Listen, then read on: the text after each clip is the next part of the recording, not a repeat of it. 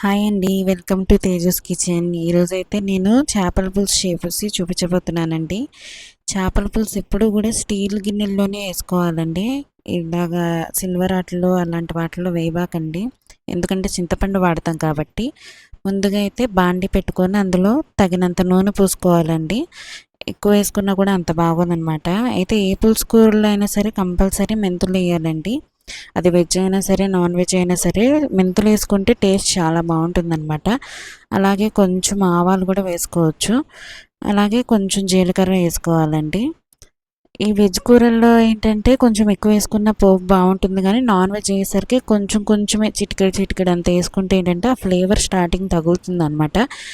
ఇంకొంచెం స్పైస్ మసాలా ఎక్కువ ఇష్టపడే వాళ్ళు ఏంటంటే చెక్క లవంగం కూడా వేసుకోవచ్చు. ఇది మా చెట్టుదేనండి, కరివేపాకు కొంచెం వేసుకోవాలి తాలింపుల్లోనే. అలాగే వెజ్ కూరల్లో అయితే కొంచెం ఇంగువ వేసుకోవచ్చు, ఇందులో అయితే అవసరం లేదండి.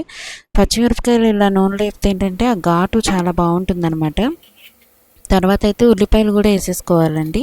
ఉల్లిపాయ ఎప్పుడు కూడా వేగిన తర్వాత మాత్రమే ఉప్పు వేయాలి, అప్పుడు అందులో ఉన్న నీరు మొత్తం కూడా వదులుతుందనమాట. అలాగే కదిపేటప్పుడు కూడా ఇలాగ నొక్కుతూ ఉంటే ఏంటంటే మనకి ముక్క మెత్తగా అవుతుంది. ఇంకా 4 టమాటాలు అయితే ఇలా పేస్ట్ చేసేసుకున్నాను. ముక్కలుగా కూడా వేసుకోవచ్చు, కానీ అంత బాగోదండి చూడ్డానికి కానీ తినేటప్పుడు కానీ. ఇలా అయితే ఏంటంటే మొత్తం కలిసిపోయి చాలా కమ్మగా ఉంటుందన్నమాట. అందుకని నేను ఎప్పుడు కూడా పులుసుల్లో వెజ్ అయినా సరే పేస్ట్ చేసే వేస్తానండి, అప్పుడు చాలా బాగుంటుంది. ఇప్పుడు ఇది కొంచెం నూనె అంతా పైకి తెరిలేదాకా వెయిట్ చేయాలన్నమాట. అది అలా కొంచెం మరుగుతూ ఉంటుంది. నూనె పైకి వచ్చిన తర్వాతే మనం నెక్స్ట్ ప్రాసెస్ స్టార్ట్ చేయాలండి. ఆ పచ్చి వాసన అంతా బాగా పోవాలి. అది నూనె చూసారు పైకి వచ్చింది. ఆ తర్వాత నేను ఇలా కారం వేస్తున్నాను అనమాట. కారం కొంచెం వేస్తున్నాను అనుకోకండి, నేను ఆల్రెడీ ముక్కలకి మ్యారినేట్ చేసి పెట్టేశాను అనమాట, అందుకనే కొంచెం కారం వేస్తున్నాను. ఇప్పుడు కారం వేసాక పొయ్యి సిమ్లోనే పెట్టాలండి, లేదంటే అడుగంటేస్తుంది. ఇలాగ బాగా తిప్పుకోవాలన్నమాట. ఇప్పుడు ఇందులో కూడా కొంచెం నూనె అంతా పైకి వచ్చేసేదాకా ఉంచుకోవాలి.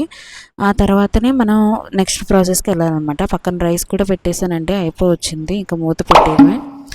ఇంకా ఇక చూసారు కదండి, ఇలాగ చక్కగా నూనె అయితే పైకి తేలాలండి. అప్పటిదాకా కంపల్సరీ ఉంచాలి, లేదంటే అంతా పచ్చి పచ్చి వాసన వస్తుంది, అస్సలు తినలేరనమాట.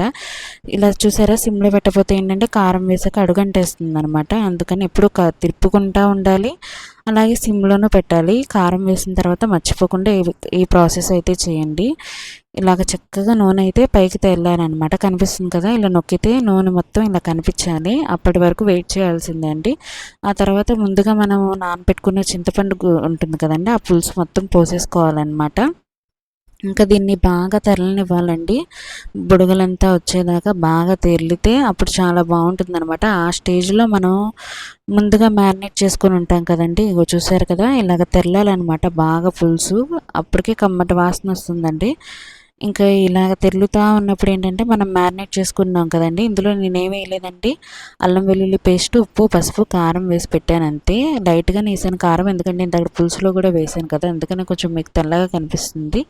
వీటిని ఇలా తెరులుతున్నప్పుడు ఏంటంటే ఈ పులుసులో పెట్టేయాలన్నమాట. అప్పుడు ఏంటంటే మనకి ముక్క విడిపోదనమాట. ఇలా చేస్తే మీరు ముందే ముక్కలు వేసేసి తర్వాత పులుసు వేస్తే ఏంటంటే ముక్క అనేది చెదురుతుంది, పులుసు అంత బాగోదు.